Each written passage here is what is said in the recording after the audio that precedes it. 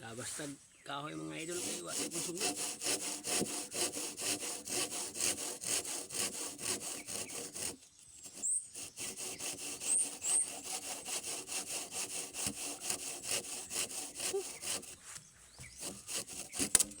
Ay na paway siya ta kay init kayo.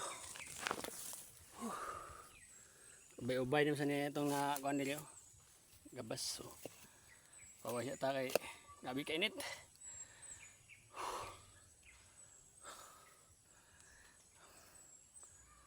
Okay, pa-like and share lang dyan mga idol.